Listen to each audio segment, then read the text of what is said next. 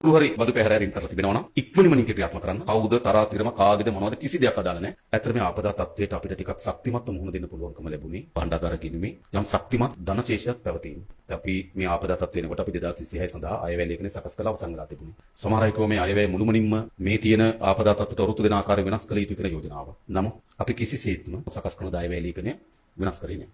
අපි ආපදා තත්ත්වයට මුහුණ දීම සඳහා වෙනම රුපියල් බිලියන 500ක පරිපූර්ණ ඇස්තිමේන්තුව සම්මත කරා. ඒ බිලියන 500 වෙන් කරන් තියෙන හැකියාව තමයි. ඒ වන විට අපේ රජයේ භාණ්ඩාගාරය සතුව ට්‍රිලියන් 1.2ක වගේ මුදල් සංචිතයක් තිබුණා. ජාත්‍යන්තර මූල්‍ය ආරම්භයත් එක්ක තියෙන අපේ බැඳීම අනුව අපිට වියදම් කළ හැකි වන්නේ ජාතික නිෂ්පාදිතයෙන් 13 අපිට වියදම් කරන්න පුළුවන්. ඒතර අපි මුළු අයවැය ලේඛනයම සකස් කරලා තිබෙන්නේ අර 13 සීමාව ආරක්ෂා කරගන්න. හැබැයි ඒ පනතෙම අපිට තියෙනවා මෙවැනි ආපදා තත්වයකදී අපිට මේ සීමාවන් ඉක්මවා යන්න පුළුවන්. අන්නේ සීමාව ඉක්මවා යනක අපි කල්පනා කරා සාමාන්‍ය 1.3කින් වගේ වැඩි වෙනවා. ඒක තමයි බිලියන 500. මේ බිලියන 500 වෙන් කරන්නේ කිසිදු ණය ගැනීමකින් තොරව.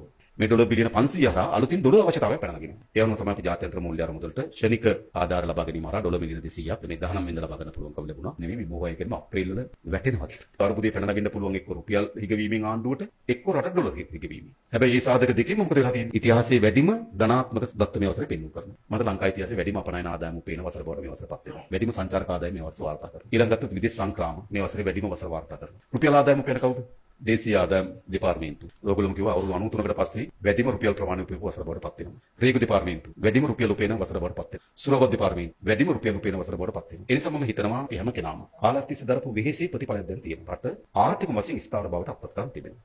හැබැයි බලන්න ඕනකම තිබෙන අපි ආර්ථික වශයෙන් මේ අත්පත් කරන් තියෙන ස්ථාවරභාවය මොනතරම් ප්‍රමාණයකට ජනතාවගේ ජන ජීවිතය වෙනස් කරන්න බලපෑම් කරලා තියෙනවා. ඒ නිසා අපේ අපේක්ෂාව තමයි ඊළඟ කොහොමද අපි ආර්ථිකය අත්පත් කරගන්නා ජයග්‍රහණ ජනතාවගේ ජන ජීවිතය වෙනස් කිරීම සඳහා උපයෝග කරගන්නේ. රජය විසින් ලබා දෙන සේවාවන් කාර්යක්ෂම සහ වඩාත් සුව පහසු කිරීම. විශේෂයෙන් ප්‍රවාහනය. ඉක්මනින්ම බස් සමාගමක් පටන් ගන්නවා. ඒ බස් සමාගමට අර සීට් 15 තියෙන බස් රථ 200ක් අපි ආනයනය කරන්න සැලසුම් කරලා තිබෙනවා. අපි රාජ්‍ය නිලධාරීන් සතු තියෙන වාහන අවුරුදු 15 20 පැරණි වාහන. ඒ නිසා අපි හිතනවා අපේ රාජ්‍ය සේවය වාහන සංචිතය අලුත් කරන්න ඕන. මොනවා කිව්වත් ඒක කරනවා. හොඳ වාහන ආනයනය කිරීම සඳහා තීරණය කරන් තියෙනවා අපි ගේනවා. මම දැක්කා මේ ආපදා වෙනකොට ඒක නතර කළා. ඒකට මේකට සල්ලි දාන්න කිව්වනේ. එහෙම සල්ලි දාන්න ඕන කමක් නැහැ. මේ වැඩේට සල්ලි දෙන මේ වැඩේට සල්ලි දෙන්න. මගේ ඉල්ලීම තියෙන මෙච්චරයි. අපි එකට පොරබදුනේ. මේ ඉල්ලන්නේ එකට පොරබදු මේක වෙනස් කරන්න.